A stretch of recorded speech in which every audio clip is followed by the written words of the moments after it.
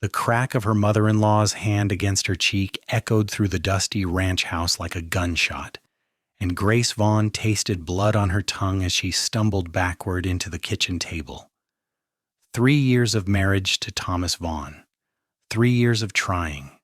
3 years of monthly disappointments that brought nothing but shame and fury from the family that owned half of Delta, Colorado, and this was what it had come to. She pressed her palm to her burning face, feeling the heat radiating from where Martha Vaughn's calloused fingers had left their mark, while Thomas stood in the doorway with his arms crossed and his eyes cold as creek water in January. It was August 1882, and the afternoon sun beat down mercilessly on the ranch, making the air inside the house thick and oppressive. But that was not why Grace could barely breathe. "Worthless!" Martha spat. Her gray hair pulled back so tight it seemed to stretch her weathered face into a permanent scowl. 3 years and not even a hint of a child. What good is a wife who cannot give her husband sons? Grace wanted to speak, wanted to defend herself, but the words caught in her throat like thorns. She had tried everything the local women suggested, drank the bitter teas, prayed until her knees ached, visited the traveling medicine man who passed through town twice a year. Nothing worked, or perhaps nothing needed to work because the problem might not be hers at all. But suggesting that Thomas could be the reason for their childlessness would be like suggesting the sun rose in the west. The Vaughn family did not tolerate such blasphemy.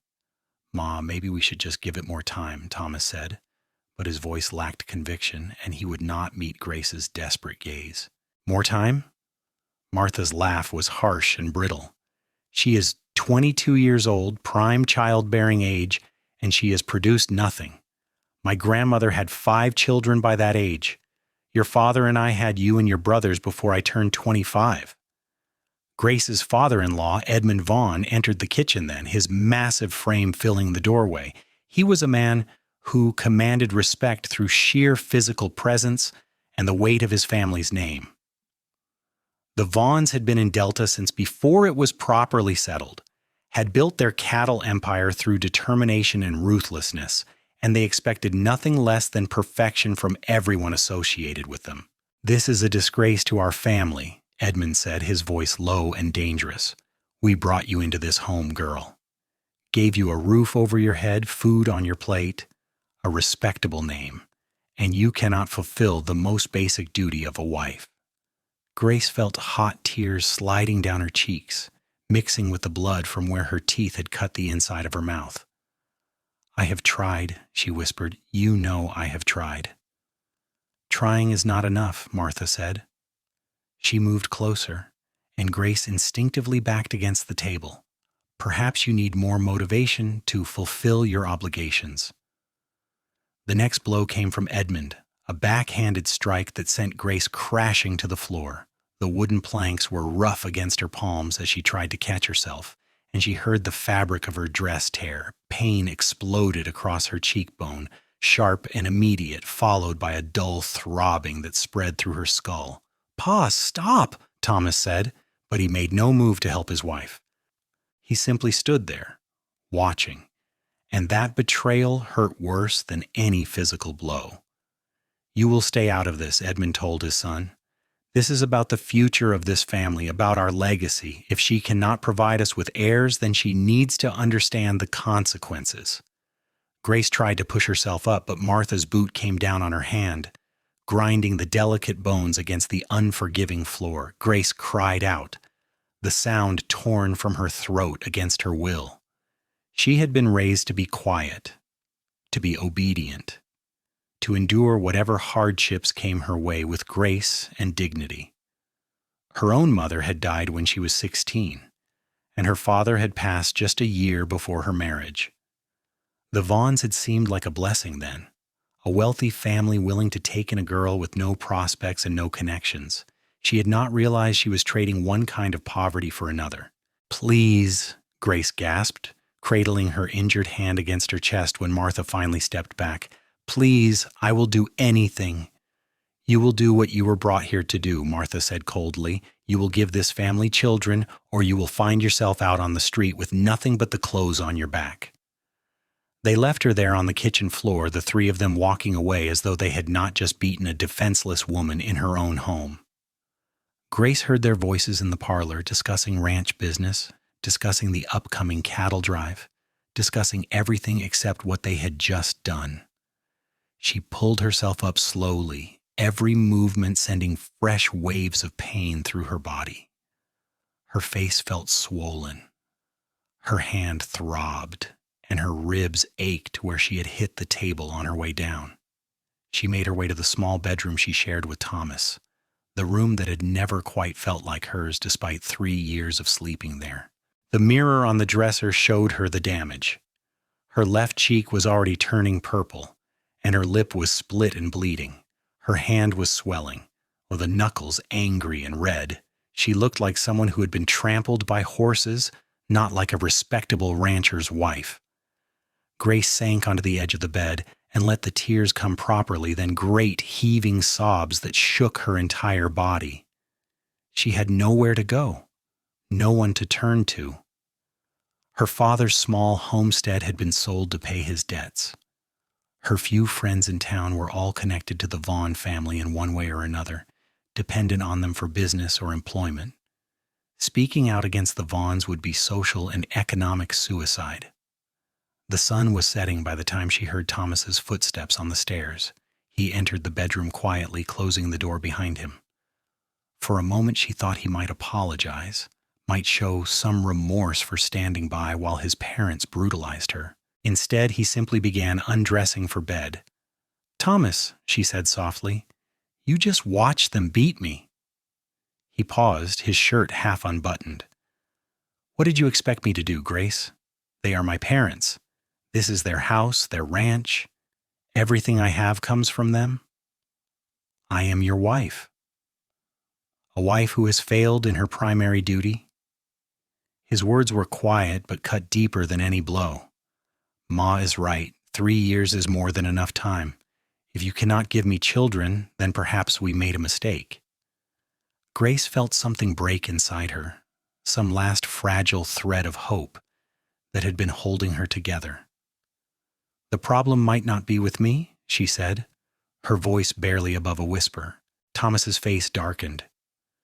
"Do not even suggest such a thing. There has never been a problem with fertility in my family. The issue is clearly with you." He finished undressing and climbed into bed, turning his back to her.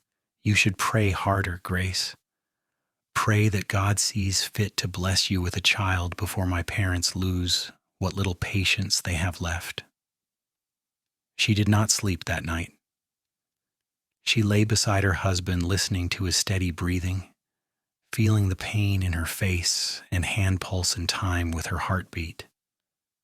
She thought about her mother, who had always told her to be strong, to endure, that a woman's lot in life was to suffer with dignity. But surely her mother had not meant this. Surely there was a limit to what a person should have to endure. By the time dawn broke over the Colorado plains, Grace had made a decision. She could not stay here. She would rather die free on the prairie than continue living as a punching bag for people who saw her as nothing more than a failed breeding animal. She waited until she heard the men leave for their morning work on the ranch. Waited until she heard Martha go down to the kitchen to start breakfast. Then she moved. Her hands shook as she pulled a small carpet bag from under the bed. She had so few possessions that truly belonged to her. A dress that had been her mother's, a small Bible, a locket with her parents' pictures inside.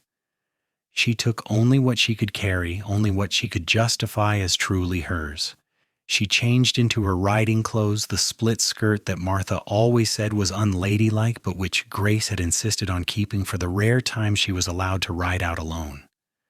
Getting out of the house was easier than she had expected. Martha was in the kitchen, singing hymns to herself as she worked, and the sound covered Grace's careful descent down the stairs. The front door opened without a sound, and then she was outside in the clear morning air, breathing freely for the first time in hours. The stable was quiet except for the soft sounds of the horses moving in their stalls. Grace had always been good with horses, better than Thomas despite his years of experience. She saddled a mare named Rosie, a gentle creature with kind eyes who had always responded well to her touch. Taking the horse was theft, she knew, but staying was suicide. She was leading Rosie out of the stable when she heard the voice. Running away? Grace spun around, her heart hammering, to find herself facing a man she had never seen before. He was tall and lean, with sun-bronzed skin and dark hair that curled slightly at the edges beneath his worn hat. His eyes were a striking blue-gray, the color of storm clouds, and they regarded her with curiosity rather than judgment. He wore the clothes of a working cowboy, dusty leather chaps over faded denim, a shirt that had been patched in several places, and a gun belt slung low on his hips. "Who are you?" Grace demanded, trying to keep her voice steady even as panic rose in her throat. "Name is Pierce Lawson," he said, touching the brim of his hat in a gesture that was somehow both respectful and casual. "I am the new hand your father-in-law hired yesterday, arrived late last night and slept in the bunkhouse." His gaze moved to her face, and she saw his expression harden as he took in her injuries. "Someone do that to you?" Grace instinctively raised her good hand to her cheek, though she knew it was useless to try to hide the damage. In the bright morning light, the bruises would be impossible to miss. "It is none of your concern." "Maybe not," Pierce agreed. He leaned against the stable door, his posture relaxed but his eyes alert. "But I am guessing whoever did that is going to be mighty angry when they find you gone, and I am guessing they are going to ask me if I saw anything." Grace felt her brief hope crumbling. Of course he would tell them. Why would a stranger risk his job to help her? "Please," she said, hating how her voice broke, "I just need a few hours head start. Just tell them you did not see me until later, until I am gone." Pierce was quiet for a long moment, studying her. Grace could not read his expression, could not tell what he was thinking. Then he straightened up and walked past her into the stable. "Rosie is a good horse, but she is not built for speed or long distances," he said conversationally. "If you're serious about getting away, you need something with more stamina." Grace stared at him, not quite believing what she was hearing. "Why would you help me?" "Because I have sisters," Pierce said simply. He was saddling a different horse now, a powerful roan gelding with intelligent eyes. "And I know what a woman looks like when she is running for her life." He finished with the saddle and turned to face her. "Where are you planning to go?" "I do not know," Grace admitted. "Away, anywhere but here." Pierce nodded slowly. "Then I am coming with you. This roan is mine, brought him with me so they cannot say I'm stealing, and I only just started working here, so I'm not abandoning much." He paused, then added, "Besides, a woman alone on the trail is not safe. You need someone who knows how to survive out there." "You do not even know me," Grace protested, even as relief flooded through her. "I know enough." Pierce led both horses out of the stable. "I know someone hurt you bad enough to make you risk everything to get away. I know you are scared, but brave enough to try anyway. And I know I cannot stand by and watch a woman get dragged back to the kind of people who would do that to her." He handed her Rosie's reins. "So are we leaving, or are we standing here talking until someone finds us?" Grace did not hesitate any longer. She pulled herself into the saddle, ignoring the pain in her injured hand. Pierce mounted his roan with easy grace, and together they rode out of the Vaughn ranch as the sun climbed higher in the cloudless Colorado sky. They rode hard for the first hour, putting as much distance as possible between themselves and the ranch. Grace knew that once Martha discovered her absence, the alarm would be raised. Edmund would send men out to find her, and they would not be gentle when they caught her. The thought made her push Rosie faster, until Pierce reached over and caught her reins. "Easy, Kowaiki," he said. "You run these horses into the ground, we will be sitting ducks. We need to pace ourselves, find water, and think about where we are actually going." Grace realized he was right. Her panic had been driving her, but panic was not a plan. "I have no money," she said, the reality of her situation beginning to sink in. "No family, nowhere to go. I did not think beyond just getting away." "That is all right," Pierce said, his voice calm and steady. "We will figure it out as we go. For now, we head south, maybe toward New Mexico territory, Get you far enough away that the Vaughns cannot easily find you." "Why are you doing this?" Grace asked again, needing to understand. "You do not know me. You could lose your job, or worse." Pierce was quiet for a moment, his gaze on the horizon. "About 5 years back, my youngest sister married a man who seemed decent enough. Turned out he had a temper. By the time we realized what was happening, she was too scared to leave, thought she had nowhere to go." He glanced at Grace, and she saw old pain in his eyes. "She tried to run once.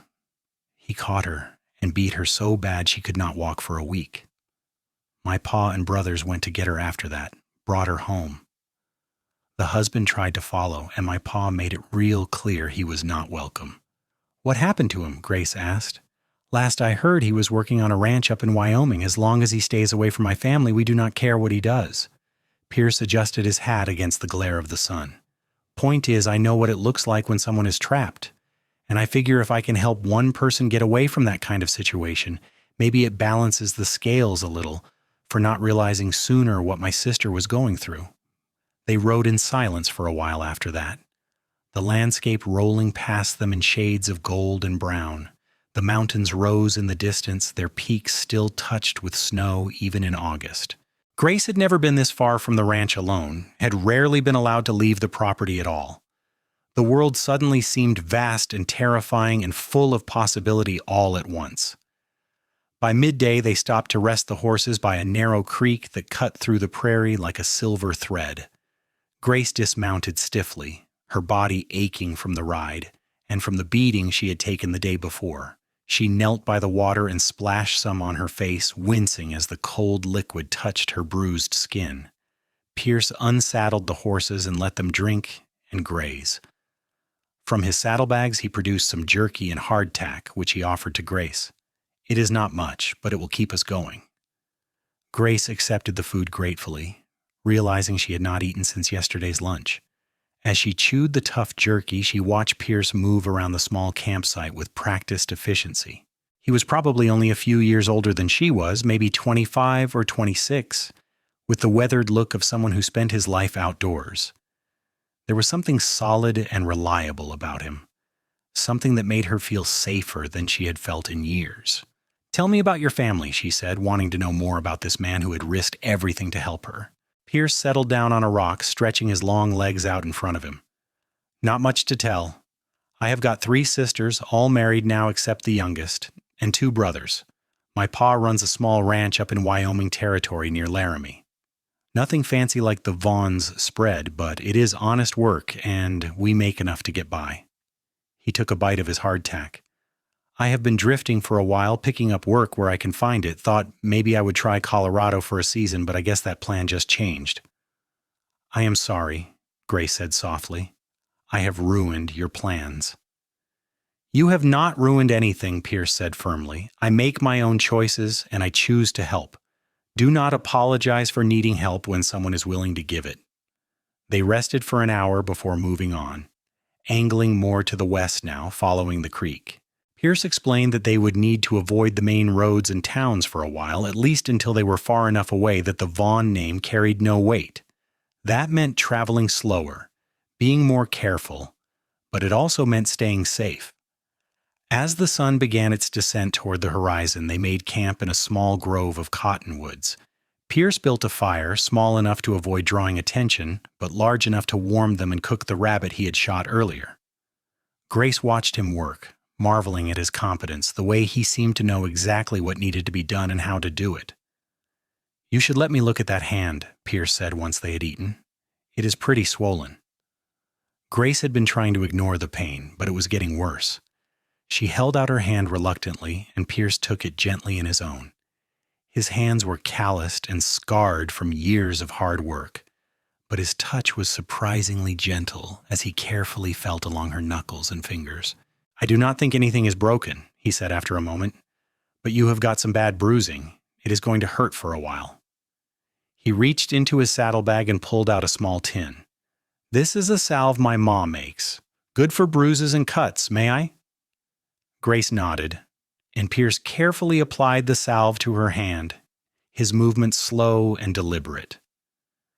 The ointment was cool against her skin and smelled of herbs she could not identify. When he was done with her hand, he hesitated, then said, "Your face could probably use some too."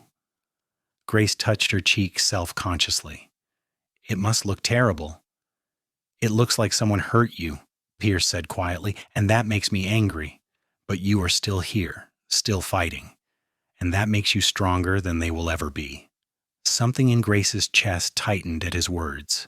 She could not remember the last time someone had said anything kind to her, anything that made her feel like more than a disappointment and a burden. She blinked back tears as Pierce gently applied the salve to her bruised face. His blue-gray eyes focused on his task with intense concentration. "Thank you," she whispered when he was done, "for everything. For helping me, for not turning me in, for treating me like I matter." Pierce met her gaze, and something passed between them in that moment, something Grace did not have words for. "You do matter," he said. "Do not ever let anyone make you think otherwise." That night, Grace lay wrapped in a blanket Pierce had given her, staring up at the stars scattered across the black velvet sky. She could hear Pierce's steady breathing from where he lay on the other side of the fire, keeping a respectful distance. For the first time in 3 years, she felt something like hope stirring in her chest. She did not know what the future held, did not know where they were going, or what would happen when they got there. But she was free, and she was with someone who treated her with kindness and respect.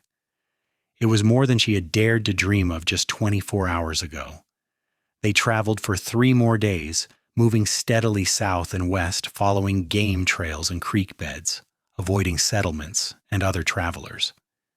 Pierce proved to be an excellent guide, always seeming to know where to find water and shelter, how to read the land for signs of danger.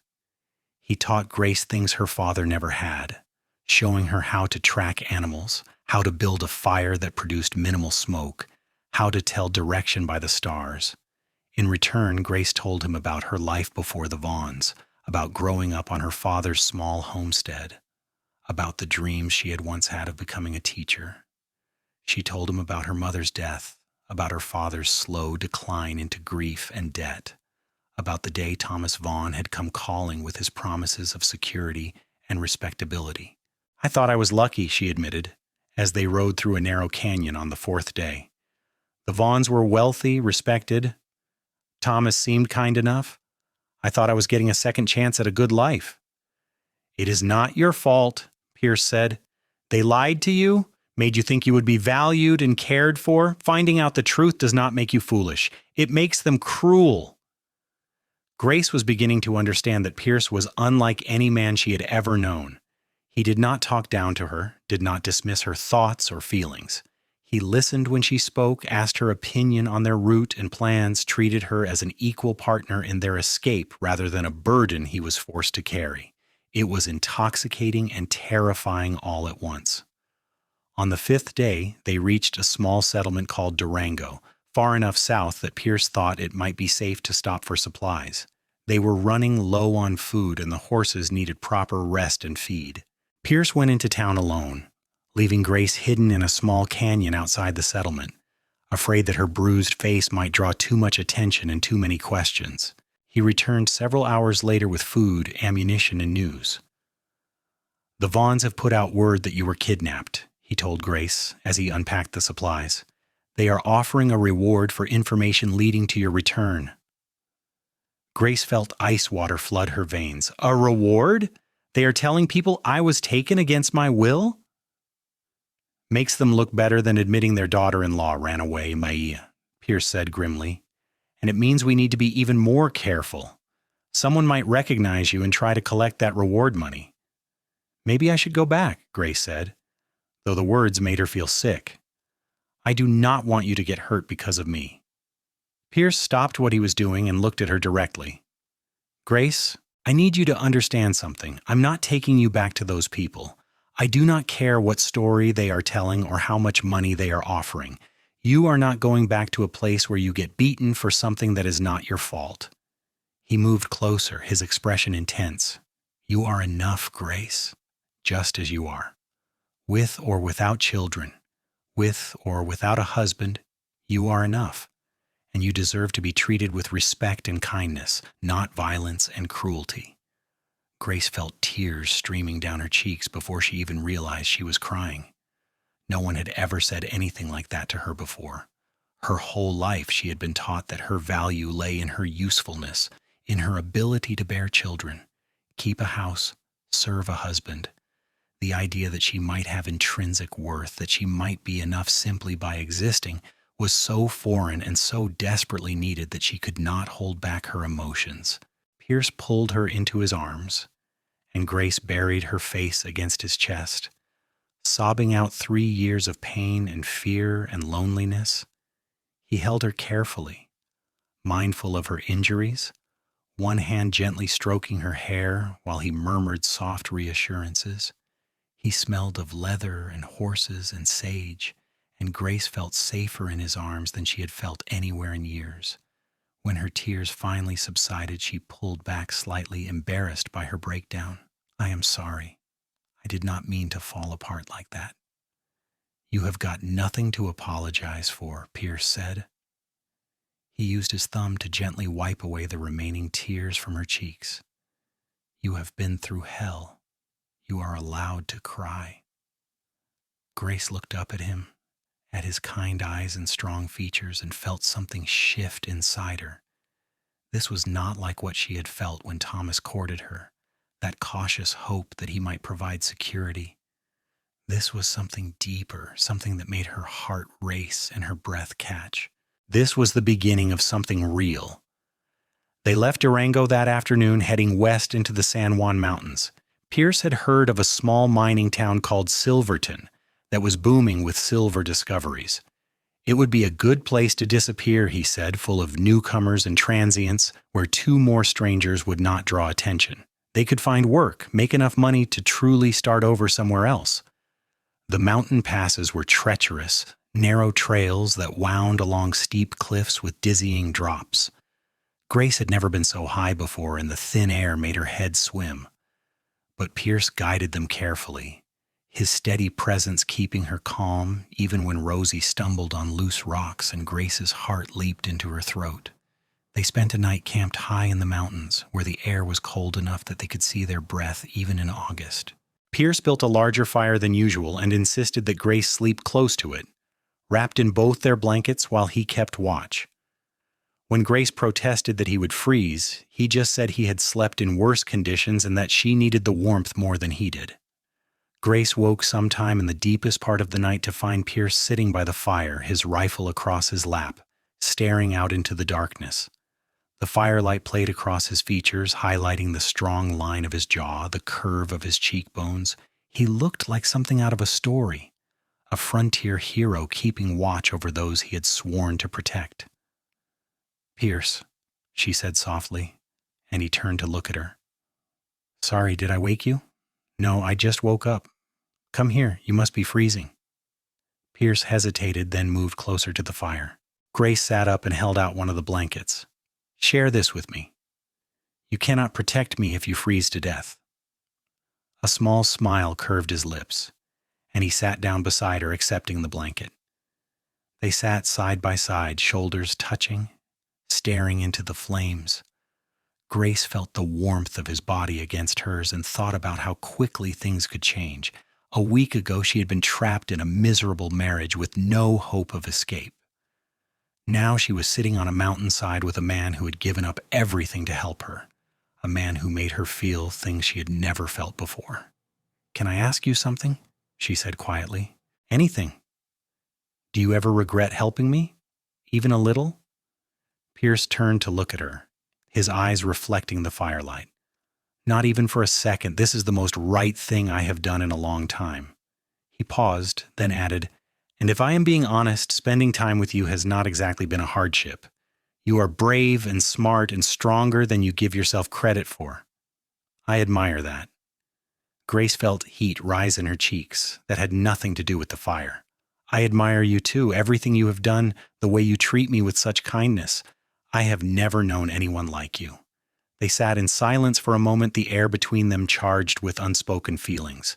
Then Pierce said very quietly, "Grace, I need you to know that I'm not expecting anything from you. I'm helping you because it is the right thing to do, not because I think you owe me anything. When we get to Silverton, if you want to go your own way, I will understand. What if I do not want to go my own way? The words were out before Grace could stop them, bold and reckless and true. Pierce's breath caught. What are you saying?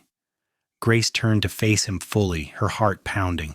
I am saying that you are the first person in years to treat me like I matter. You are kind and brave and honorable, and being with you makes me feel alive in a way I have not felt in so long.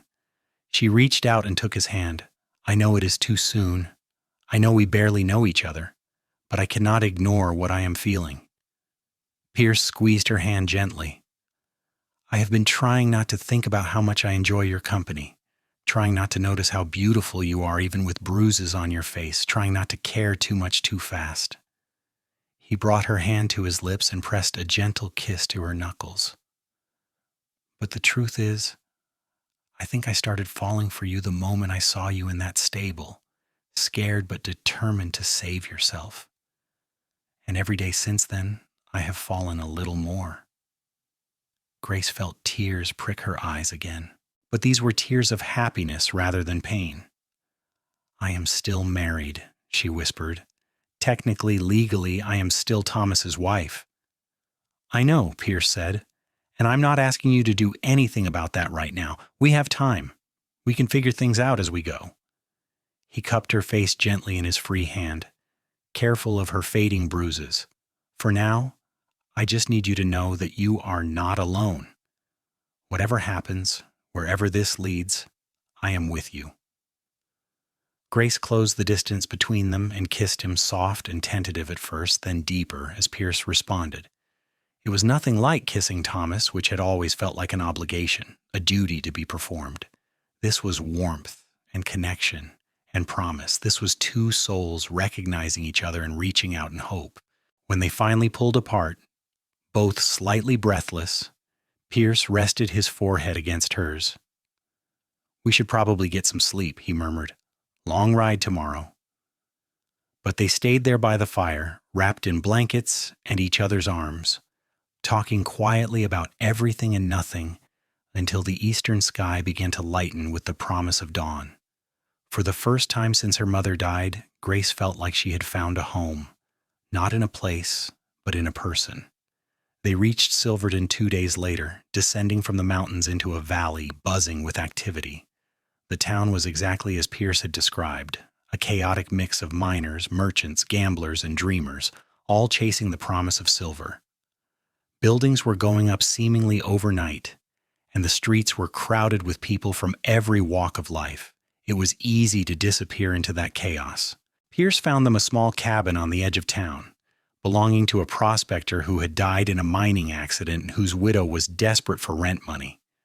The cabin was rough, just 2 rooms with a wood stove and a few pieces of simple furniture, but it felt like a palace compared to sleeping on the ground. Pierce found work quickly with a freight company, hauling supplies up to the mines in the mountains. It was hard, dangerous work, but it paid well. Grace, meanwhile, discovered that her dream of teaching might not be so impossible after all. The town was full of children whose parents were too busy chasing silver to worry about education. When Grace mentioned to the owner of the general store that she could read and write and do mathematics, word spread quickly. Within a week, she had 10 students meeting in the back room of the church 3 days a week. The pay was modest, parents giving what they could afford, but it was hers, earned through her own efforts rather than dependent on a husband's generosity. For the first time in her life, Grace felt independent and capable and valued for her mind rather than her potential as a mother. The weeks turned into months, summer faded into fall, and the aspen trees on the mountainsides turned gold and crimson. Grace's bruises healed, fading from purple to yellow to nothing at all, taking with them the last physical reminders of the Vaughn ranch. Her hand recovered fully, and she found herself laughing more, smiling more, feeling lighter than she had in years. Pierce was courting her properly, she realized, even though they were living in the same small cabin and everyone in town assumed they were married. He brought her wildflowers he found on his routes through the mountains. He listened with genuine interest when she talked about her students and their progress. He cooked dinner on the nights she worked late, and he never once made her feel like she owed him anything beyond her company. They kissed sometimes, sweet stolen moments when Pierce came home from work or when they walked together in the evenings. But Pierce never pushed for more, never demanded what Thomas had always taken as his right. He seemed content to let their relationship develop at its own pace, to build something strong on a foundation of friendship and respect. It was October when the letter arrived. Grace was at the general store purchasing supplies for the schoolroom when the clerk said, "Oh, Mrs. Lawson, there is a letter here for you." Grace froze. She had been using Pierce's last name in Silverton, letting people assume they were married because it was easier than explaining the truth. But she had not expected anyone to write to her, had not given anyone an address because no one knew where she was. Her hands shook as she took the envelope. The handwriting was unfamiliar, and there was no return address. She waited until she was back in the cabin before opening it, her heart pounding with dread. The letter was short and to the point. "Mrs. Vaughn, your husband is dead. He was killed in a riding accident 3 weeks ago. The family does not wish you to return for the funeral. However, certain legal matters require your attention. Please contact the law office of Mr. James Whitmore in Delta at your earliest convenience." Grace read the letter 3 times, trying to process the information. Thomas was dead. Her husband, the man who had stood by while his parents beat her, the man who had called her worthless and blamed her for their childlessness, was dead. She waited for grief to come, for sadness, for something. Instead, all she felt was a strange numbness, and underneath that, a guilty sense of relief. When Pierce came home that evening, dusty and tired from a long haul, he found Grace sitting at the table with the letter in front of her. She handed it to him without a word and watched his face as he read it. "Grace," he said softly when he finished, "I'm sorry." "Are you?" she asked, and her voice sounded strange to her own ears. "Because I'm not sure I am. Does that make me a terrible person?" Pierce pulled out the chair next to her and sat down, taking her hands in his. "It makes you human. He did not treat you well. You do not owe him grief." "The letter says there are legal matters," Grace said. "I suppose I should go back to Delta, deal with whatever needs to be dealt with." "Then we will go together," Pierce said immediately. "I am not letting you face those people alone." Grace looked at him, at this man who had become her anchor and her hope, and felt love swell in her chest so powerfully it almost hurt. "What did I do to deserve you?" "You did not have to do anything," Pierce said. He leaned forward and kissed her gently. "You are enough, remember? Just as you are." They left for Delta a week later, after Grace arranged for another woman in town to take over her teaching duties temporarily. The journey back was strange, retracing the route they had taken in such desperate circumstances just a few months earlier. Everything looked different now. The landscape transformed by fall colors, but more than that, Grace herself was different. She was not running away anymore. She was going back on her own terms with her head held high. They arrived in Delta on a cold November morning. The town looked exactly as Grace remembered it. The same buildings, the same dusty streets. But she was not the same woman who had fled from here. She was stronger now, more sure of herself, and she had Pierce beside her. The law office of James Whitmore was a small building near the town center. Mr. Whitmore was an elderly man with kind eyes and a gentle manner. He stood when Grace and Pierce entered, offering them seats across from his desk. "Mrs. Vaughn, thank you for coming," he said.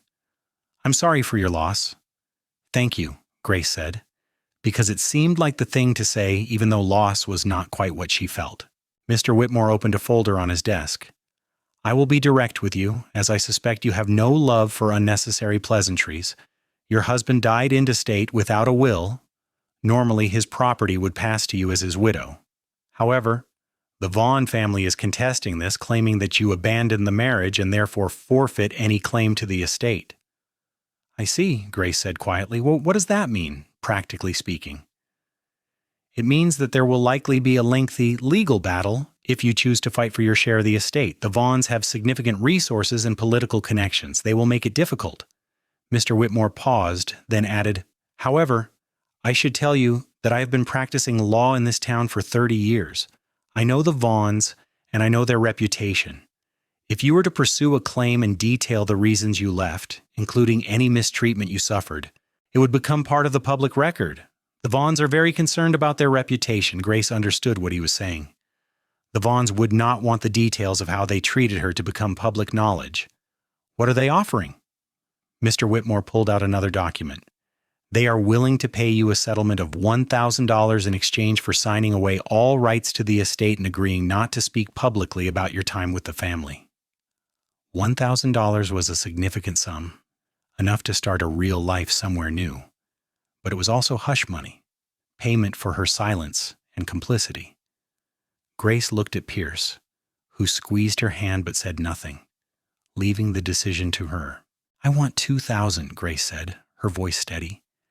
"And I want it in writing that the Vaughn family will make no further attempts to contact me or interfere in my life in any way."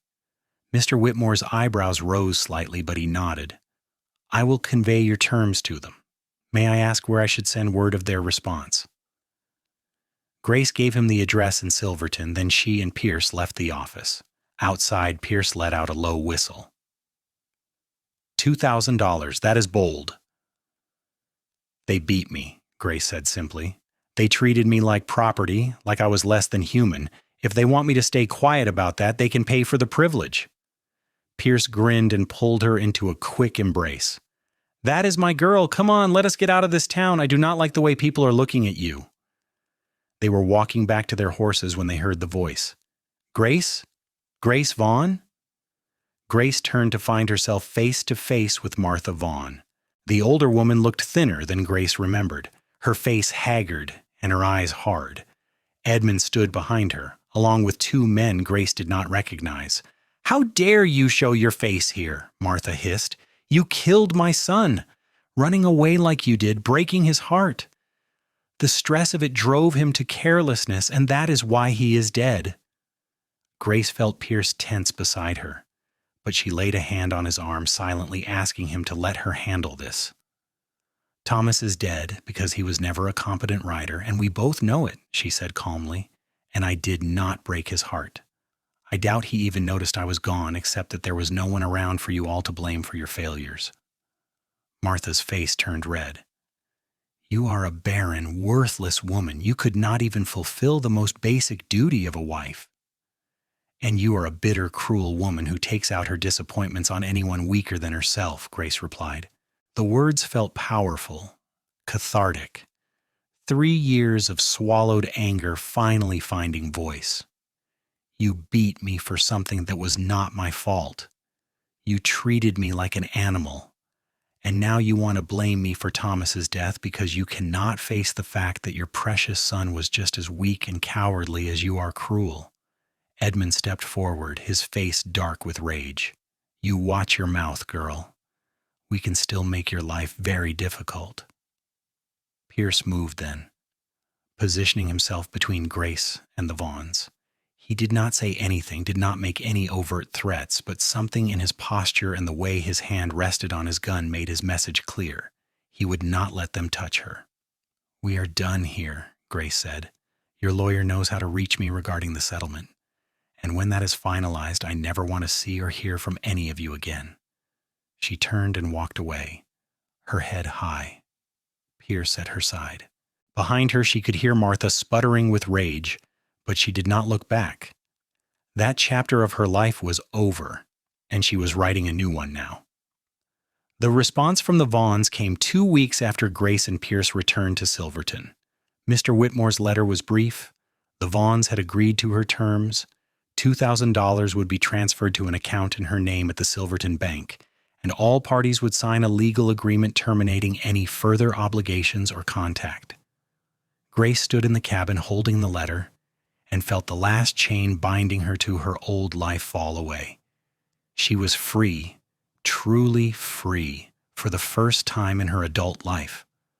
"What are you thinking?" Pierce asked. He was sitting at the table cleaning his rifle, but his eyes were on her. I am thinking that I want to file for divorce, Grace said. I know Thomas is dead, so technically I am a widow, but I want it officially ended. I want there to be no question, no lingering ties. She paused, then added, and I'm thinking that once that is done, I would like to marry you, if you will have me.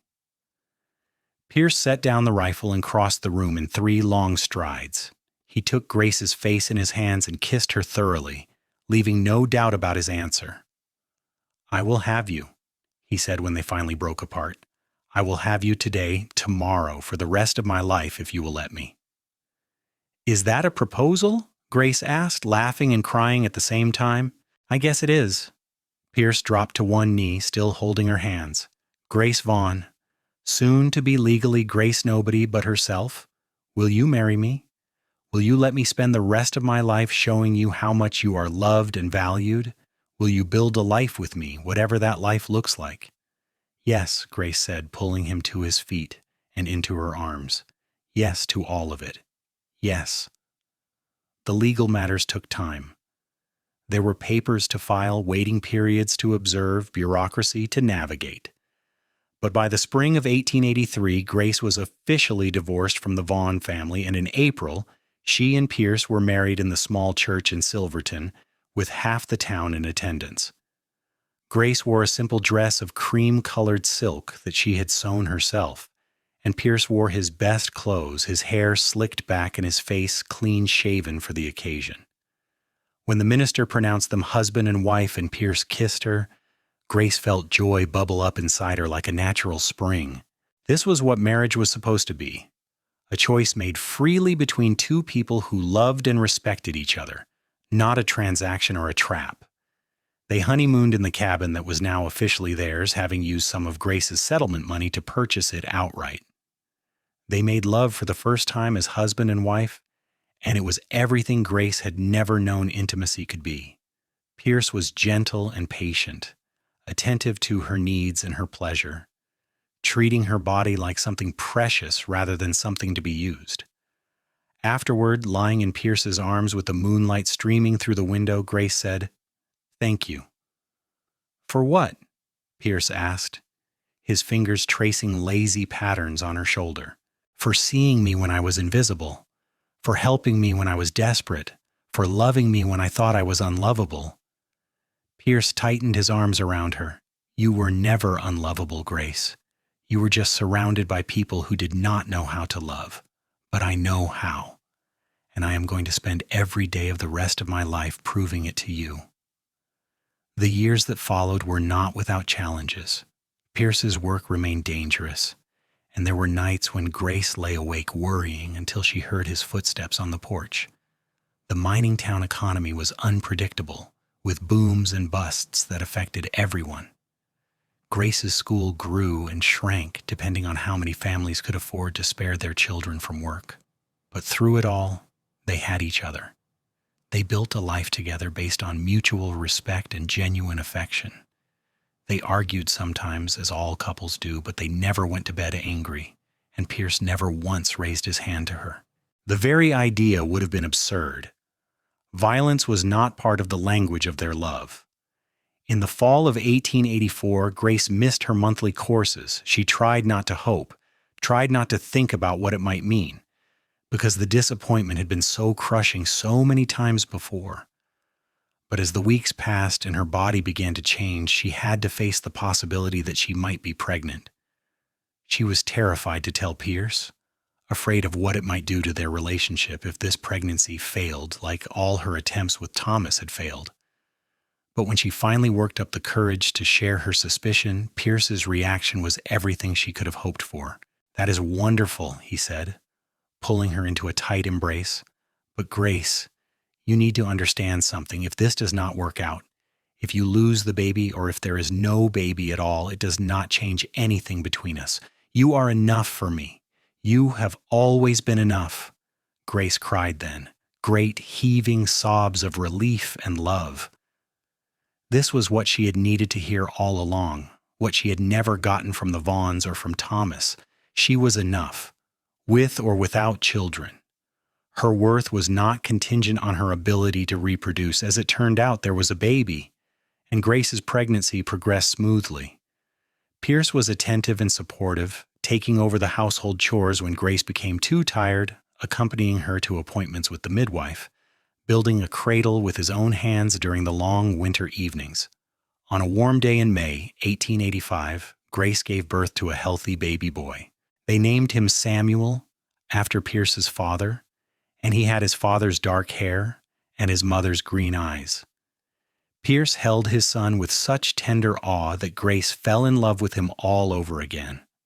"I am a father," Pierce whispered, staring down at the tiny face. "I am actually a father."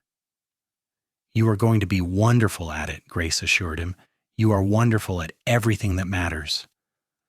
Parenthood was exhausting and exhilarating and sometimes overwhelming, but they navigated it together as they navigated everything else as a team.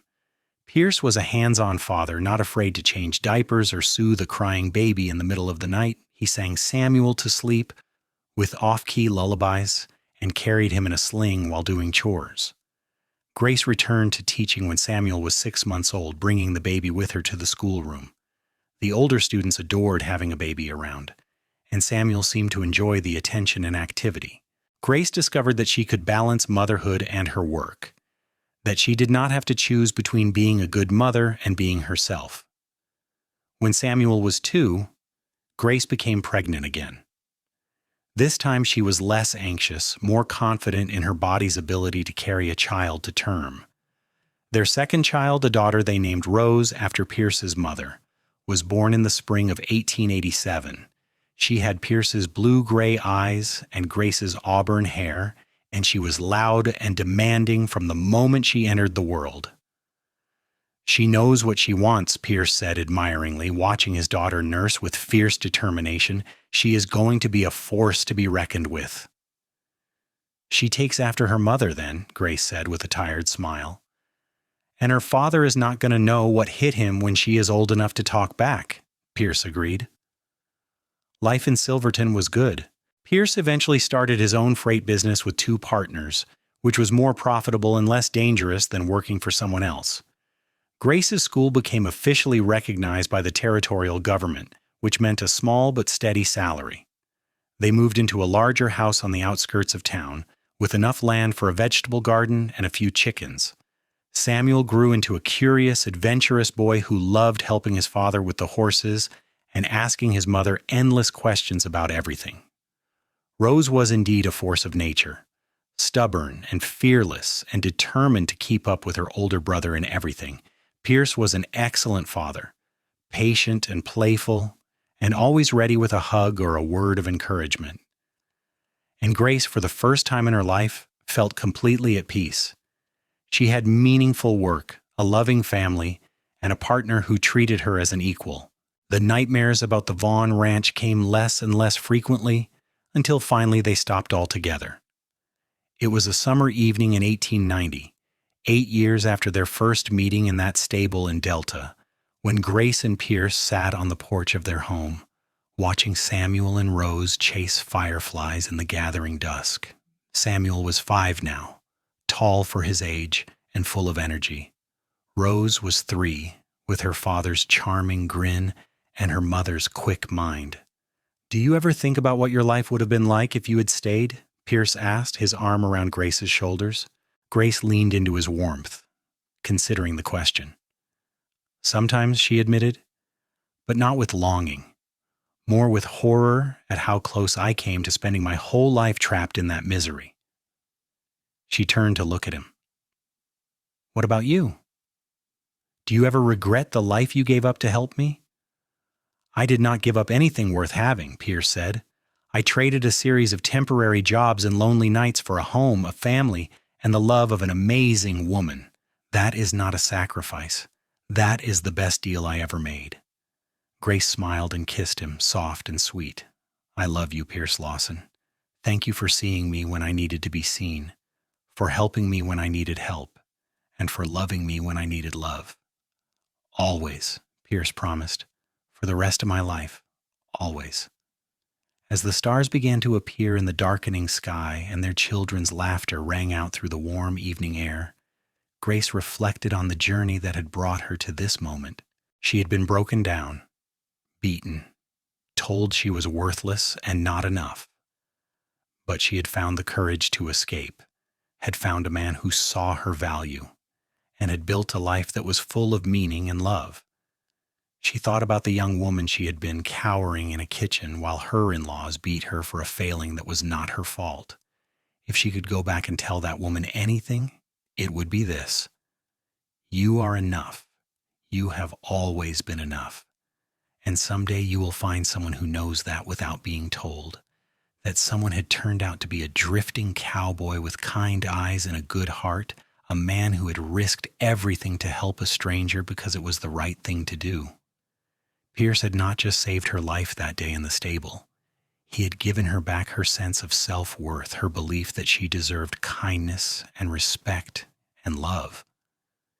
In the years that followed that peaceful summer evening, their family continued to grow and thrive. Grace and Pierce would eventually have one more child, another son they named Jacob, born in 1892.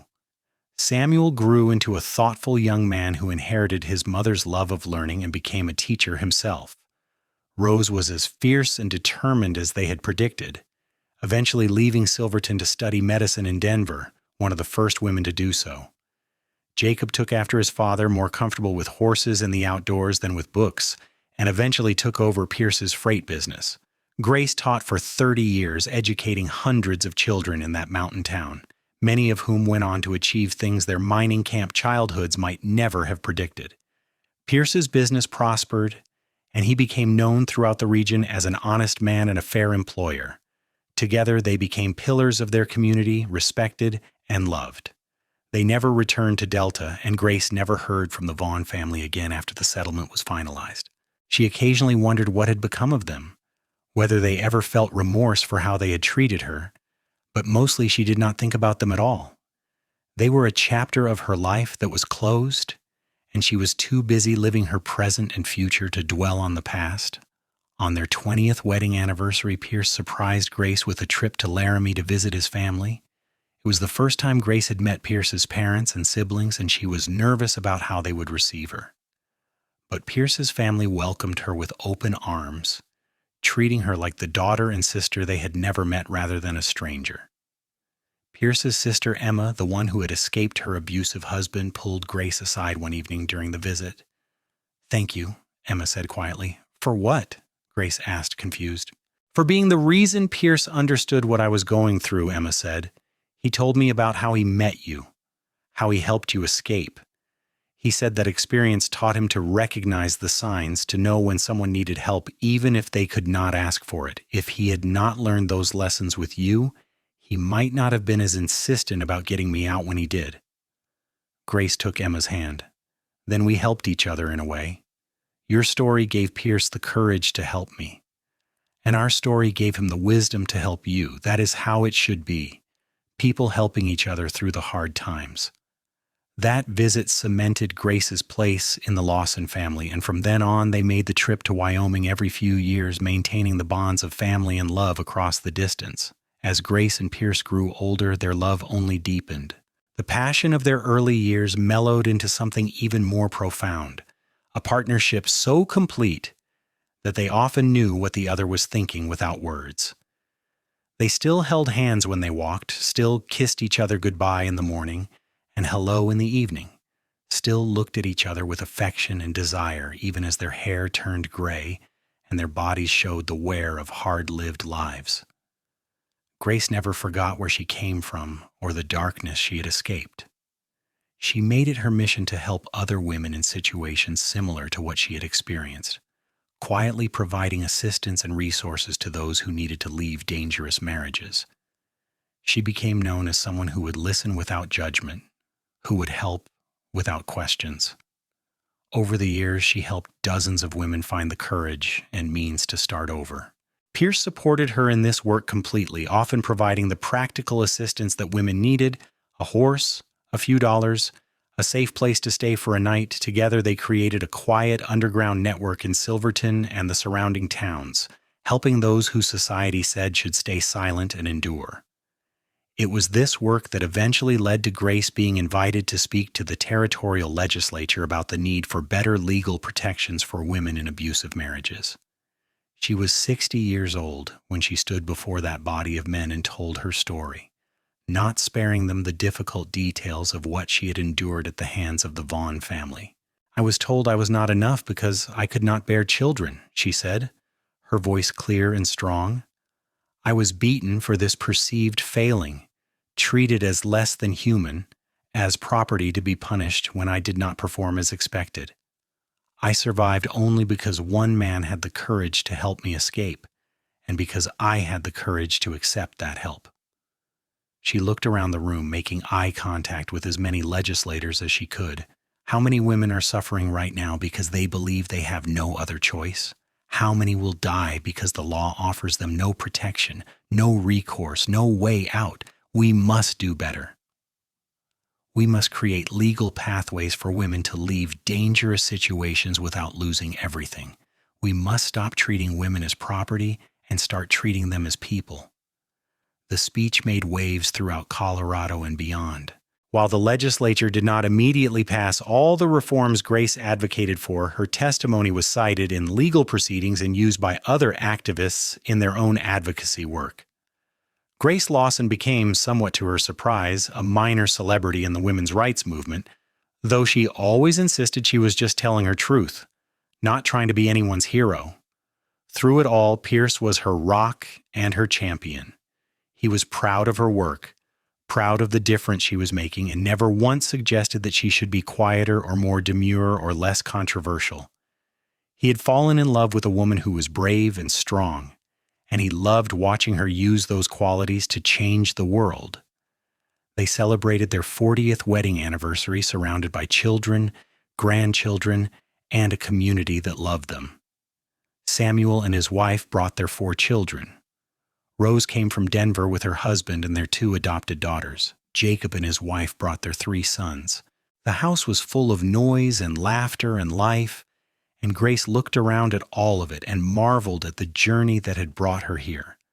That night, lying in bed beside Pierce, she said, "I have been thinking about that day in the stable. Do you remember what you said to me later when we were camped in the mountains?" "I said a lot of things," Pierce replied, though his eyes told her he knew exactly what she was talking about. "You said I was enough. Just as I was, with or without children, I was enough." Grace rolled onto her side to face him. "That was the moment everything changed for me. Not when you helped me escape, not when you kissed me, but when you said those words. Because no one had ever said anything like that to me before. No one had ever suggested that I had value simply by existing." Pierce reached out and tucked a strand of silver hair behind her ear. "You were enough then, and you are enough now. You have always been enough, Grace. I just got lucky enough to be the one who got to spend my life reminding you of that truth." "I am the lucky one," Grace insisted. "You saved my life." "We saved each other," Pierce said. "That is what love does. It saves us from the darkness and shows us the light." Pierce Lawson died peacefully in his sleep in the spring of 1923 at the age of 66 with Grace holding his hand. He had lived long enough to meet his great-grandchildren, long enough to see Colorado become a state and women gain the right to vote, long enough to watch the world change in ways he could never have imagined. But more importantly, he had lived long enough to share 40 years of marriage with the woman he loved, to build a family and a legacy that would endure long after he was gone. Grace mourned him deeply, the pain of his loss a physical ache that never fully went away. But she also celebrated the life they had shared, the love they had built, the difference they had made together. She lived another 12 years after Pierce's death, continuing her advocacy work and her teaching, surrounded by the family they had created together. On a warm evening in July 1935, at the age of 75, Grace Lawson passed away quietly in her sleep, in the house she and Pierce had built, surrounded by photographs of their life together. Her children, Grandchildren and great-grandchildren mourned her, but they also celebrated a life well lived, a woman who had refused to be broken by cruelty and had instead chosen love, courage, and hope. At her funeral, her daughter Rose stood before the gathered crowd and told the story of how her parents had met, how a cowboy had helped a desperate woman escape abuse, and how that act of kindness had blossomed into one of the great love stories of their time. "My mother used to say that she was told she was not enough," Rose said, her voice steady despite her tears. "But my father showed her the truth, that she was always enough, more than enough. And together they built a life that proved love is stronger than cruelty, that hope is stronger than despair, and that sometimes the bravest thing you can do is accept help when it is offered." Grace and Pierce were buried side by side in the cemetery on the hill overlooking Silverton, with matching headstones that read simply, "Together always."